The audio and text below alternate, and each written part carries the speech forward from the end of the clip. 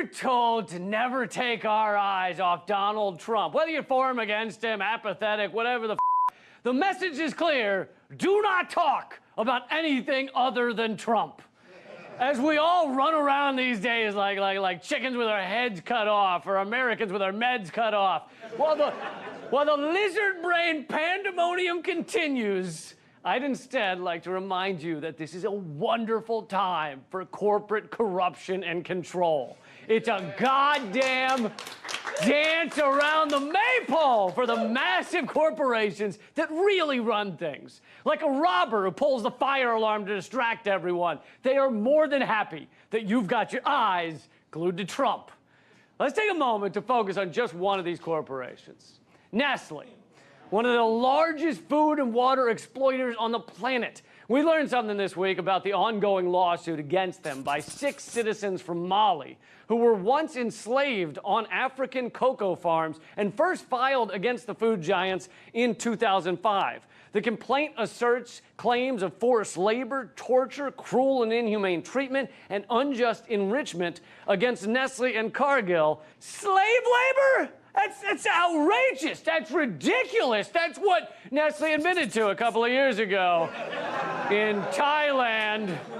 The enslaved fishermen that Nestle subsidiaries used said sometimes the net is too heavy and the workers get pulled into the water and just disappear.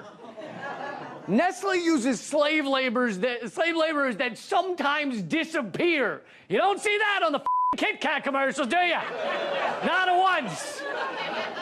Actually, the fish and shrimp from these slave laborers is often used in the Nestle-owned pet foods like Fancy Feast. Yes, can any feast be considered fancy if it doesn't involve at least a wee touch of wrongful death? You know, my cat is very finicky. She won't eat anything that doesn't have slavery involved at some point. Despite their admission about the fishing industry, Nestle is continuing to fight these Mali cocoa workers. In March 2017, Judge Wilson dismissed the case for a second time, finding that Nestle and Cargill had engaged in standard international business practices. Unfettered capitalism is a system based on exploitation over empathy. So why should we be surprised that the biggest corporations are successful because of exploitation? They've played the game correctly, and we're acting shocked. Honestly, it's like working in the porn industry and being surprised to see tits. You know, and then someone sues the actress for showing her tits, and then she's like, well, yes, I did show them, but it is an international pornographic business practice, and we are working to decrease the amount of display, though. That's what Nestle wants you to think. We're trying to decrease the amount of slave and child labor we use. It's just really tough. For Nestle, quitting slave labor is like quitting smoking. You know, you know you should, but then you have a couple of drinks and you're trying to impress some friends, so you're like, oh, okay. I'll enslave one person, just one person, like a small one, like a little guy, you know? And I won't do it again until my birthday or something, special occasion, you know?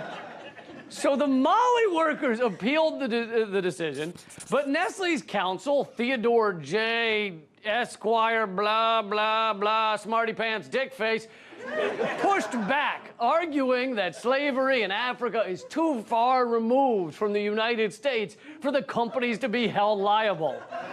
Yeah, the physical and emotional assault on people by our corporation can't be illegal because it was way over there.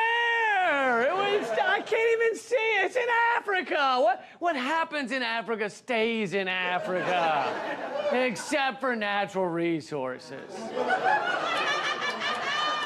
And besides,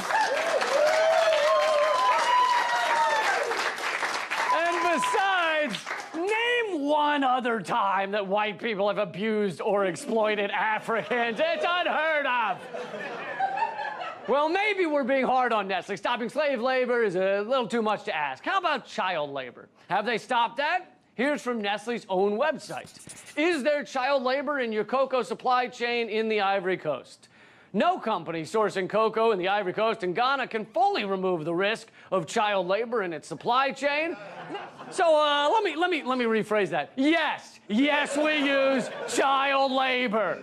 We're committed to stopping it, but not so committed that we're going to stop it. In fact, Nestle next asks, what exactly is child labor? That's a question nobody has asked except the Nestle executives. They're the only ones sitting in their boardroom going, what even is child labor? Yeah, if someone's short, does that count? What if it's like a 6-year-old who's just really precocious when it comes to backbreaking labor? They just really go, look at him go, he loves it. This would be like one of the big factory farm manufacturers going, what exactly is unpaid migrant workers accidentally falling into a meat pulverizer and having their body turned into a hamburger puck? What is that?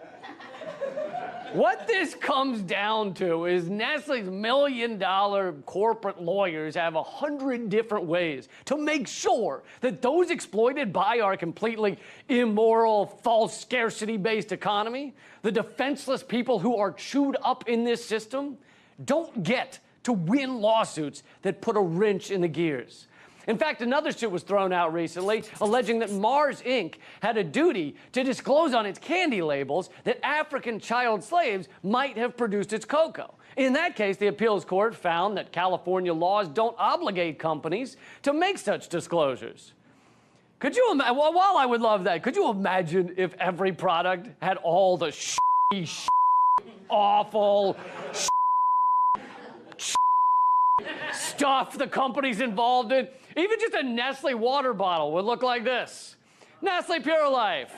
This water may be connected to water theft from around the world. Money from this purchase may be used to help spread the idea that clean water is not a human right, thereby contributing to the deaths of millions. This water may be connected to child labor and slavery in some parts of the world, as well as untimely fisherman death. Sometimes the net is too heavy and workers get pulled into the water and just disappear. If anyone asks, you should deny having ever purchased this water, all right?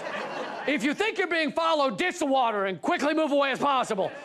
Run for it. Also, plastic bottles like the one you're holding kill millions of marine animals every year and may ultimately be the cause of extinction for the human species. Enjoy Nestle Pure Life.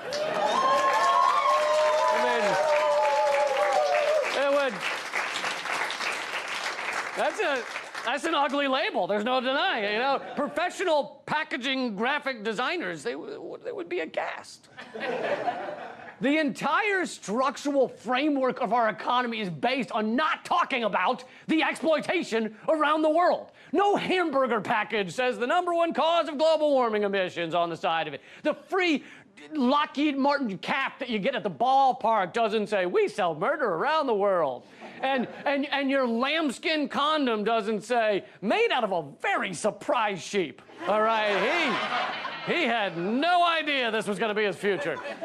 At the end of the day, Nestle is winning at capitalism. You buy every resource you can for as little as possible. They often steal millions of gallons from areas for a few $100s a year. You find workers that are as cheap as possible, sometimes slaves. Then you sell those resources back to the people at a greatly exaggerated price. And you buy up all your competitors so that you become too powerful to stop. We have to boycott Nestle, as well as all these brands that they own, all right? And all of those brands as well that they own, and all of those brands that they own, and those brands that they own, and then up in the one over there, and what the Hot Pockets! Hot Pockets! You'd think if there's one thing pure in this world, it's Hot Pockets. And lean cuisine, if I boycott lean cuisine, where will I get my diarrhea from, huh? Answer me that. The farmer's market doesn't have diarrhea I like. I'm out of time. And you got weird on that one. I'm out of time. And I didn't get to half of the crimes of Nestle, all right? I didn't have time for how their former CEO said it's extreme to view water as a human right, or how a discontinued Nestle candy was really called Lickimade. Yes. which clearly sounds like lick a maid, which is illegal in like 49 states. It is. However, highly encouraged in Oklahoma. Not illegal at all. But until we change our exploitative market economy, evil corporations like Nestle will continue to play the game correctly. They will continue to profit off of the suffering and misery of millions. It's time to stop viewing them as successful business. We need to start viewing it as a crime against the world. Coming to you from Washington, D.C., the